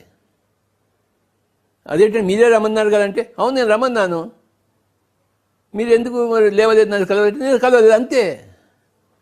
యాక్సెప్ట్ చేయి. ఎలాంటి పరిస్థితి నువ్వు యాక్సెప్ట్ చేయడం నేర్చుకోవాలి. అందుకోసం అలాంటి పరిస్థితులు క్రియేట్ చేస్తాడు ఆయన. గుడిచేవు గురువులు ఎలా ఉంటారంటే అలా ఉంటారు. నువ్వేదో పొగుడుతాను వెళ్తే నేను తిట్టిపడి దొప్పుతారు. నువ్వేదో నన్ను తిట్టిపడితో వెళ్తా అనుకుని నేను పొగుడతారు.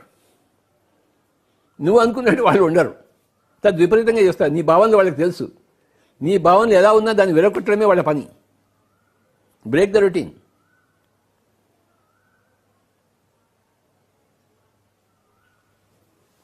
ఒకసారి ఏమైందంటే వివేకానందుడు రామకృష్ణ దగ్గరికి వెళ్తూ ఉండేవాడు. అందరూ కూర్చున్నారు, వివేకానంద కూడా వచ్చాడు. రామకృష్ణ పరమహంస మాట్లాడలేదు ఆయనతో. మామూలుగా ప్రియ శిష్యుడు వివేకానందుడు మాట్లాడలేదు. అందరూ వచ్చి కూర్చున్నారు, వెళ్ళండి అంటే అందరూ వెళ్ళిపోయి ఆయన వివేకానంద కూడా వెళ్ళిపోయాడు. ఇది 6 నెలలు జరిగింది.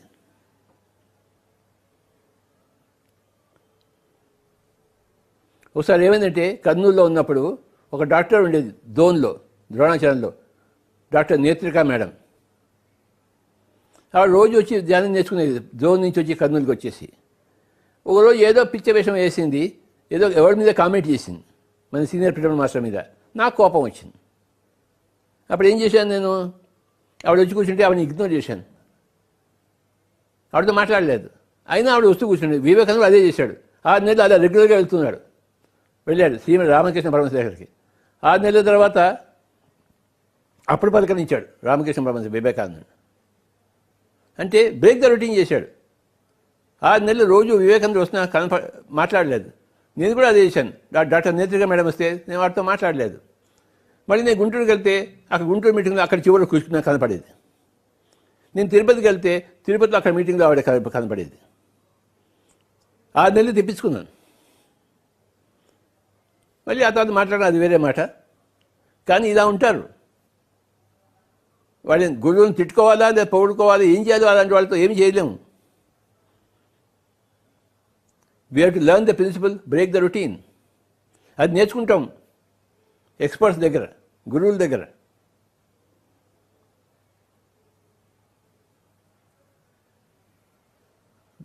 గురువు అంటే బిహేవియర్ ఇలా ఉండాలి అని ఎక్కడా లేదు. వాడు మారుతూ ఉంటాడు, ఊసరి వెళ్ళిలాగా, కెమెలియాన్ లాగా ఊసరి వెళ్ళి రంగులు మారుస్తూ ఉంటుంది. ఈ వెధవ గురువులందరూ రంగులు మారుస్తూనే ఉంటారు. దానికి బలవంతమైన కారణం ఉంది. అది మామూలు విషయం కాదు.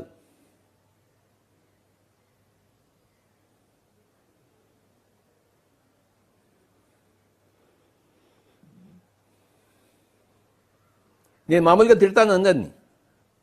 మౌనంగా ఉన్నప్పుడు ఎలా తిడతాను? కాగితం మీద రాసి తిట్టేవాడిని. నువ్వు దొంగ వెధవా, తూర్పు తిరిగి దండం పెట్టుకో అని చెప్పేసి రాసి ఇచ్చేవాడిని.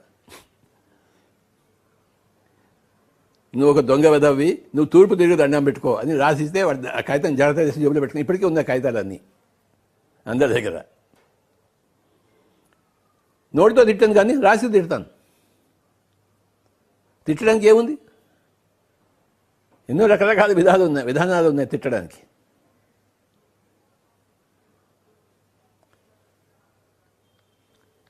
ఈ బ్రేక్ ద రొటీన్ అనేది ఒక గొప్ప ప్రిన్సిపల్ అని ఈరోజు నేను చెప్తున్నాను.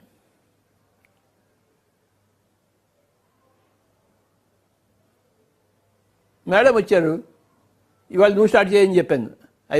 అప్పటికప్పుడు ఒక బ్రేక్ ద రొటీన్ చేశాను నేను. ఎంత బాగా చెప్పారో తన అనుభవాలన్నీ.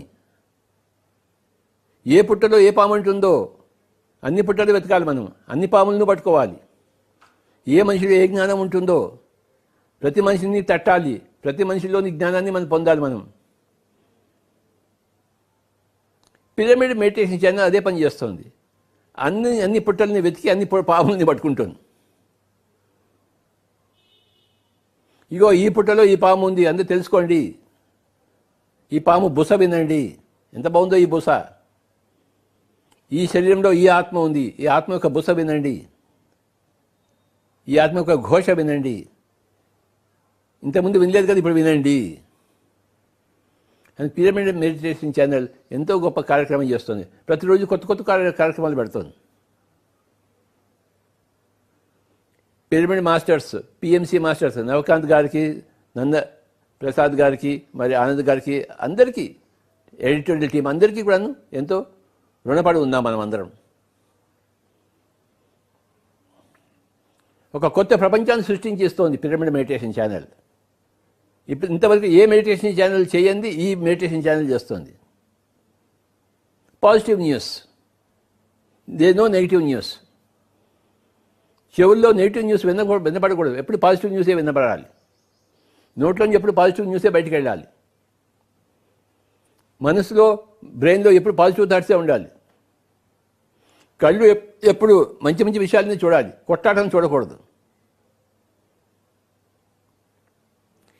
ఇద్దరు అమ్మలక్కలు కొట్లాడుకుంటున్నారు, జుట్టు పట్టుకుంటున్నారు, మనం చూడాలి. ఏంటి దాన్ని ఎందుకు చూడాలి? నో, వాళ్ళు జుట్టు పట్టుకున్నారు, మనం చూడము.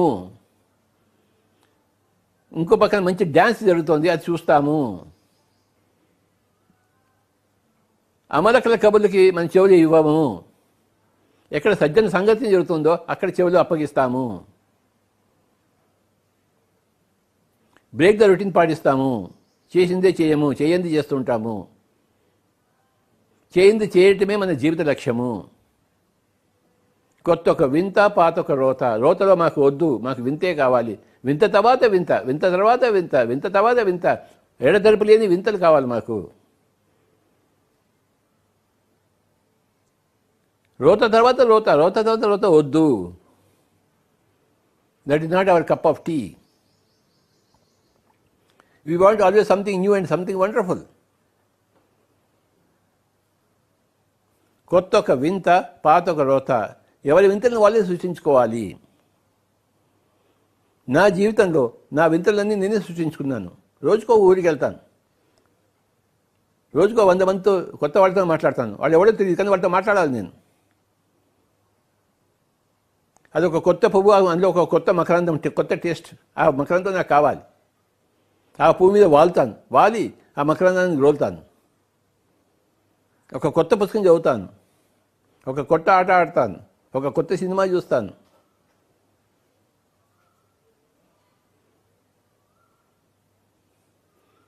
కొత్త ఒక వింత, పాత ఒక రోత.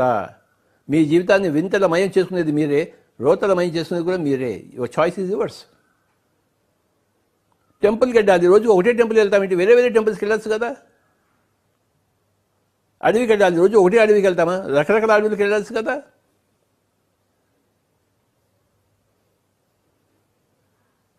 పాత సినిమా పాటలు వినాలి, ఘంటసాలవి, లతా మంగేష్కర్వి. పాత పాటలు ఎన్నో ఉన్నాయి, రకరకాల పాటలు వినాలి. ఒకటే పాట ఎందుకు వింటాము? రకరకాల పాటలు వినొచ్చు కదా. ఎన్నైనా చేయొచ్చు. Infinite number of new things you can do in infinite number of directions. ఆ లక్ష్యం ఉండాలి. నేను కొత్తగా ఉండాలి, కొత్త జీవితాన్ని ప్రతిరోజు ఉండాలి. కొత్త బంగారు లోకం అన్నారు, పాత బంగారు లోకం అనలేదు సినిమా. కొత్త బంగారు లోకం. బంగారు లోకం కావాలి, కానీ మనకు ఒక కొత్త బంగారు లోకం కావాలి. ఆ సినిమా పేరు కొత్త బంగారు లోకం, పాత బంగారు లోకం కాదు. బంగారు లోకమే, కానీ పాత వద్దు మనకి కొత్తది కావాలి. కొత్త ఒక వింత, పాత ఒక రోత.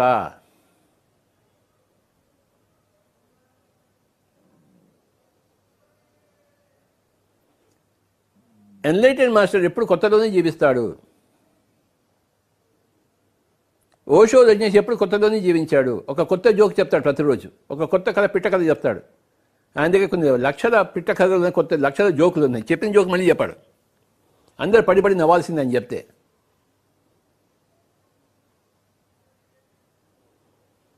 చెప్పడానికి అందుకే ఒక సాగరం ఉంది. చెప్పింది సత్య ఇంకోసారి చెప్పాడు. రోజుకో కొత్త జోక్ సృష్టిస్తాడు ఆయన.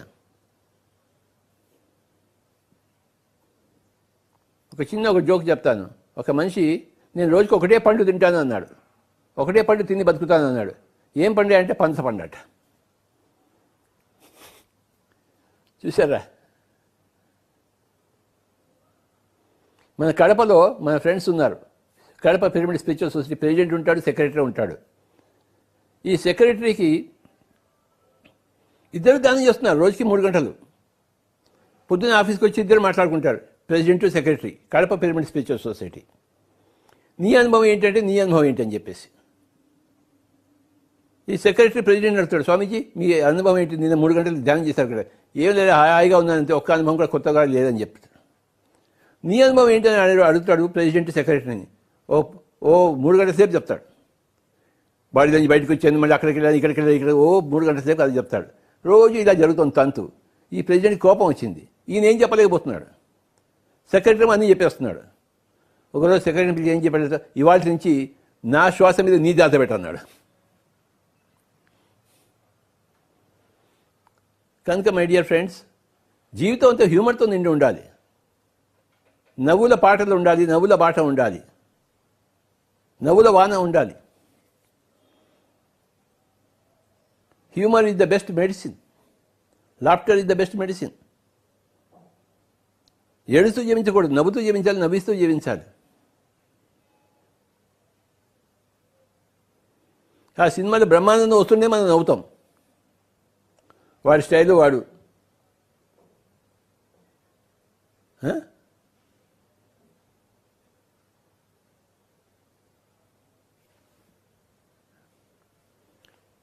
ఒక జోక్ ఎలా ఉంటుందంటే, మనం ఇలా ఉంటుంది అనుకుంటే ఇంకో విధంగా ఉంటుంది అది. అప్పుడే దాంట్లో జోక్ వస్తుంది, ఒక హ్యూమర్ వస్తుంది. Break the routine. ప్రతి humorous people they are all masters of break the routine people. ఒక కొత్త వింతలో వాళ్ళు మాట్లాడతాడు, ఒక కొత్త తరహాలో వాళ్ళు మాట్లాడతాడు. సరిపోయావులే, బాగా వచ్చావులే, నిన్న నేను వచ్చాను కానీ నువ్వు ఎందుకు లేవు, ఏదో విధంగా ఒక ట్విస్ట్ ఇస్తాడు దానికి. ఆ ట్విస్ట్లోనే జోక్ ఉంటుంది, హ్యూమర్ ఉంటుంది.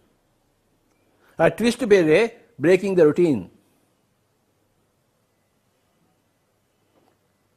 అందుకే అందరూ ఆ జోకర్స్ అంటే ఇష్టం. సర్కస్కి వెళ్ళేవాళ్ళని చిన్నప్పుడు, సర్కస్లో ఒక జోకర్ వస్తాడు, వాడు అందరిని కొడుతుంటాడు, టపా కొడుతుంటాడు. పిల్లలంతా పగలబడి నవ్వుతుంటారు. ఆ జోకర్ ఎప్పుడు వస్తాడో చూస్తాడు. మేరా నామ్ జోకర్ సినిమా కూడా వచ్చింది మనకి. ఆ జోకర్ ఈజ్ వెరీ ఇంపార్టెంట్ ఆ సర్కస్లో. వాడు ఏదో ఒక పిచ్చి చేష్టా చేస్తూ ఉంటాడు. ఎప్పుడు ఏ పిచ్చి చేస్తాడో సడన్గా ఆడియన్లోకి వచ్చేసి అందరిని కొట్టి వెళ్ళిపోతుంటాడు. లేకపోతే సడన్గా ఆడియన్స్ కూర్చొని అందరిని ముద్దు పెట్టుకుని వెళ్ళిపోతాడు.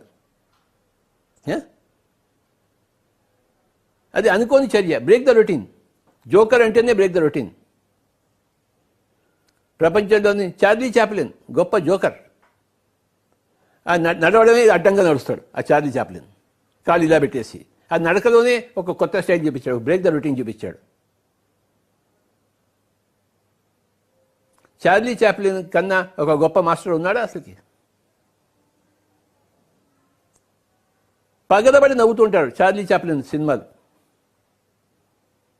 ఎంత గొప్పవాడో, ఎంత గొప్ప ఎన్లైటెన్ మాస్టరో చార్లీ చాప్లిన్. ఆ విధంగా యాక్షన్ చేయగలగడానికి, ఆ విధంగా అందరినీ రంజింపజేయడం కోసం. మాటలు కూడా ఉండేవి కాదు, ఆయన యాక్షనే. ఫస్ట్ మూవీలు వచ్చాయి, తర్వాత టాకీలు వచ్చాయి. ఎన్నోసార్లు సినిమాలు చార్లీ చాప్లిన్ది మూకీలు చూశాను. అంటే మౌనంగా ఉండే మూకీలు, మాటలు ఉండవు, యాక్షన్ ఉంటుంది అంతే. నా పగలబడి నవ్వుతుంటారు అందరూ, పొట్ట చెక్కలయ్యేలా నవ్వుతుంటారు. అంటే అంత రంజింప చేయగలిగాడు. మనం ఎందుకు చేయలేము? ఆయన గోల్ పెట్టుకున్నాడు చార్లీ చాప్లిన్. ఆ చార్లీ చాప్లిన్ గారికి పిరమిడ్ స్పిరిచువల్ సొసైటీ మూవ్మెంట్ తరఫున ప్రణామాలు చెప్పుకుంటూ, ఎప్పటికప్పుడు కొత్త వింతలను మనం అనుభవిద్దాము, చూపిద్దాము అందరికీ. రోత వద్దు, కొత్త ఒక వింత, పాత ఒక రోత. అందరికీ నమస్కారాలు. కాసేపు ధ్యానం చేద్దాం. ఉచ్ఛ్వాస నిశ్వాసాలతో కూడి ఉందాం. పాదాలు 2 క్రాస్ చేసుకుని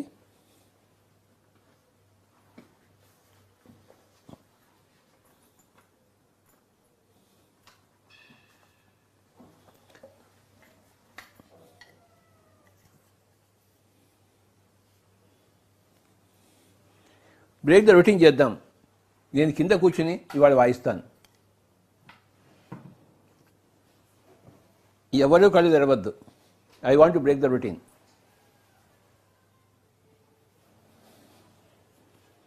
ఎవరూ కళ్ళు తెరవద్దు. 15 నిమిషాలు. మీరు రోజు కూర్చునే దానికన్నా వేరే చోట కూర్చోండి, కూర్చొని చేయండి.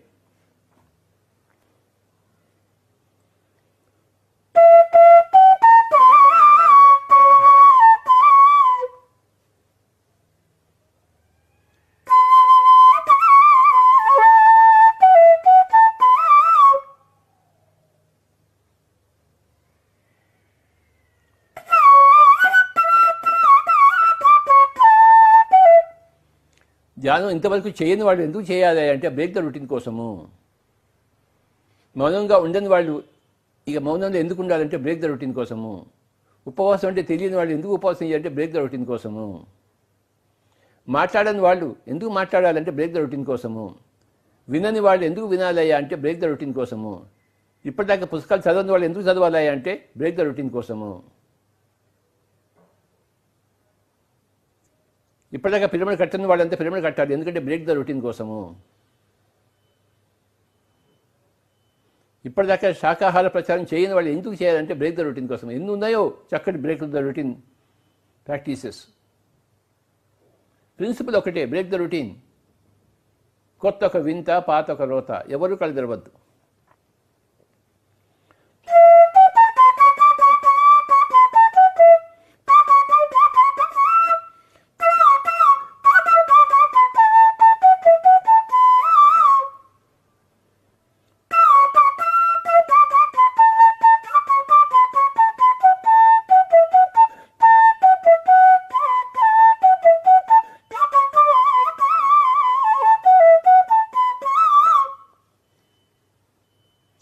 కింద ఎందుకు కూర్చోవాలంటే బ్రేక్ ద రొటీన్ కోసము. కుర్చీలో కూర్చుని ఎందుకు నిద్రపోవాలంటే బ్రేక్ ద రొటీన్ కోసము. నిద్ర లేకుండా శివరాత్రి అంతా ఎందుకు జాగరణ చేయాలంటే బ్రేక్ ద రొటీన్ కోసము. ఎంత గొప్ప సిద్ధాంతము బ్రేక్ ద రొటీన్ అనేది. చేసినట్లు చేయమాక, తల పెట్టనట్టు తల పెట్టు, ఇప్పటిదాకా మాట్లాడినట్టు మాట్లాడు.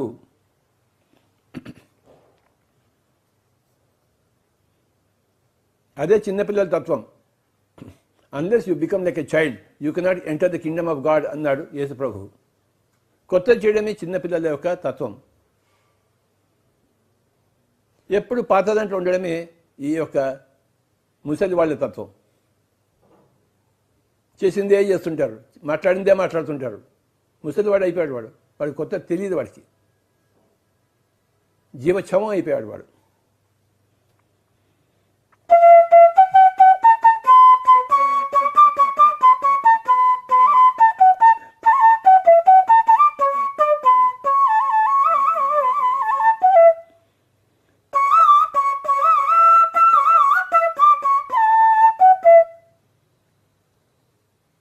మా ఫాదర్ ఉండేవాడు, ఆయన ఎప్పుడు పాస్టర్ని జీవించేవాడు. ఎవరైనా ఇంటికి వస్తే నువ్వు ఎప్పుడు పుట్టావు తెలుసా, నువ్వు ఎక్కడ తిరిగావు తెలుసా, ఈయనకి తెలిసినవన్నీ చెప్తుండేవాడు. అదే ఆయన వింటూనే ఉండేవాడు. కొత్తతనం ఎప్పుడు లేదు మా ఫాదర్లో. మా మదర్లో ఎప్పుడు కొత్తతనమే. ఏదో ఒక కొత్త కుట్టు పని చేసేది, కొత్త వంట చేసేది. మా ఫాదర్ ఎప్పుడు పాత దాంట్లో జీవించేవాడు. ఆపోజిట్. మా ఫాదర్ తాను ఏమీ నేర్చుకోలేదు, ఎవరికి ఏమీ నేర్పించలేకపోయాడు. మా మదర్ అన్ని తాను నేర్చుకుంది అందరికీ నేర్పించగలిగింది. ఎప్పుడు కొత్తలో ఉండేది. మా ఫాదర్ ఎప్పుడు పాత్రలో జీవించేవాడు. రెండు ఆపోజిట్ క్యారెక్టర్స్. ఎవరూ కళ్ళు తెరవద్దు, శ్వాస మీద ధ్యాస.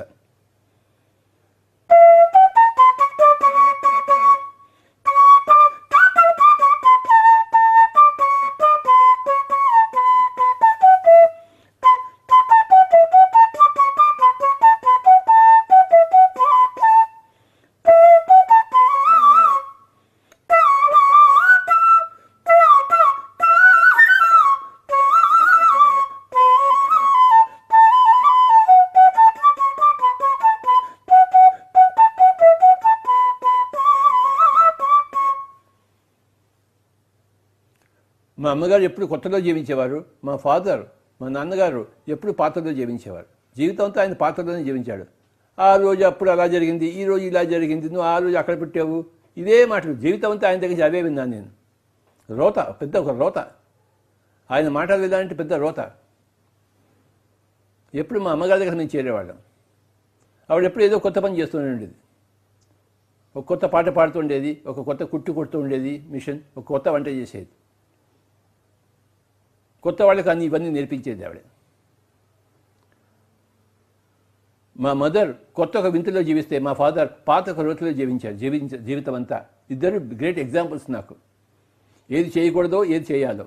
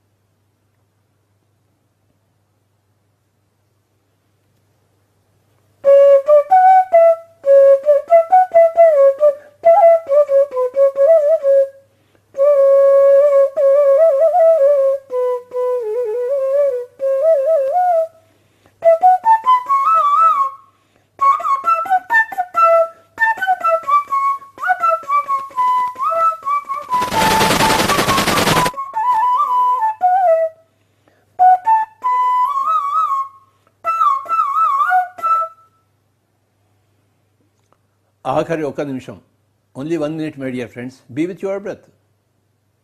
Be with your normal, natural, easy, soft, simple, tender, peaceful, tranquil breath. Final 1 minute.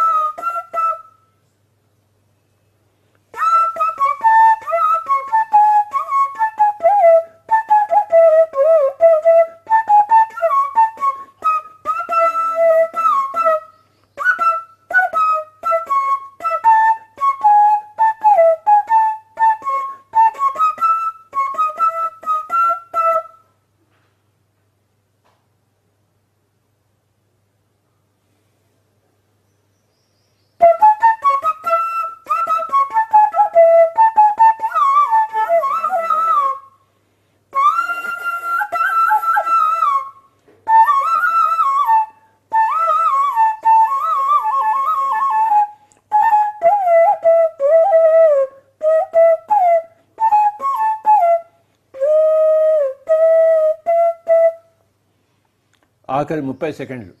Be with your breath.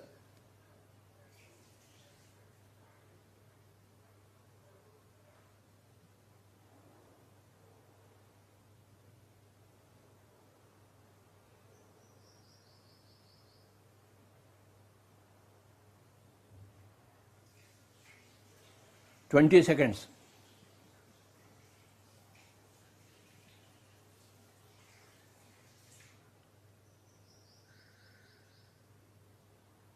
10 seconds. 9, 8, 7, 6, 5, 4, 3, 2, 1, 0. Slowly keep your hands on your eyes for 5 seconds. 5, 4, 3, 2, 1, 0. Remove your hands and you may open your eyes. Thank you very much, my dear friends.